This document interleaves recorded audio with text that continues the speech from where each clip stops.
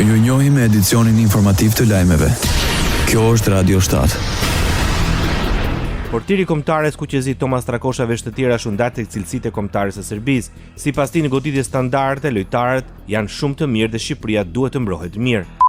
Di që në goditje standarde janë shumë mirë, kryesojnë mirë zonën, po më rëndësi ka jemi gjithë të përqendruar, mos vihet topin deri atje, edhe besoj kemi treguar edhe me kundërshtarët akoma më të vështirë që kemi grupën për të përballur. Edhe kemi mbrojtur kundër Spanjës, Kroacisë edhe Italisë shumë mirë. E dim gabimet tona edhe të provojmë mos ta bëjmë.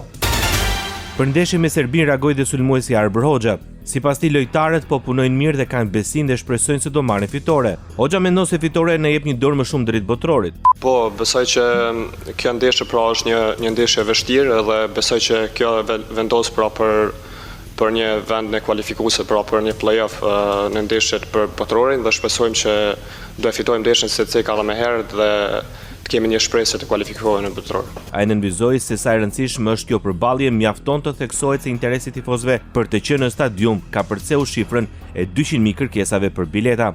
Radio 7, zëri pozitiv i qytetit.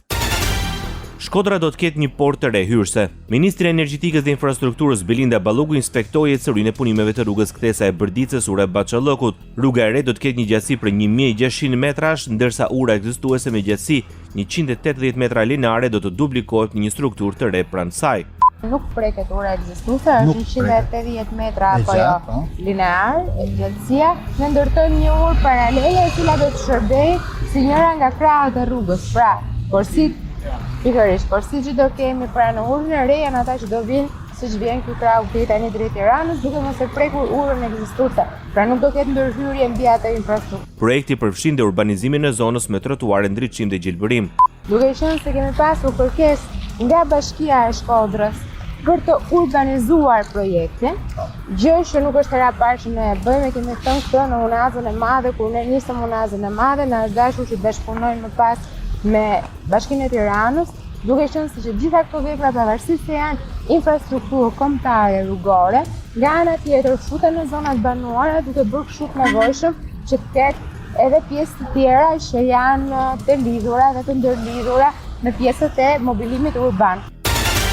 Vion ngërçi politik në Kosovë, deputeti BDK-s Abelar Tahiri akuzoi vetëvendosjen për bllokim institucional duke kërkuar reflektim nga kjo parti.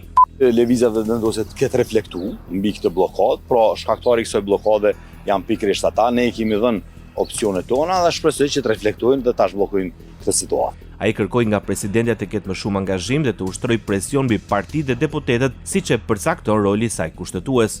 Presidentja do duhet me pas një angazhim shumë më intensiv gjatë kësaj periudhe. Domethënë një angazhim nuk do duhet lihej me një takim, do duhet kishte një presion më të madh edhe te partitë politike, edhe tek deputetët, sepse është në rolin e saj kushtetues për garantimi kushtetues i funksioneve të Republikës së Kosovës. Ishte deputeti PDK-s Abelar Tahiri. Ndoqët lajmet shkurt në Radio 7, zëri pozitiv i qytetit.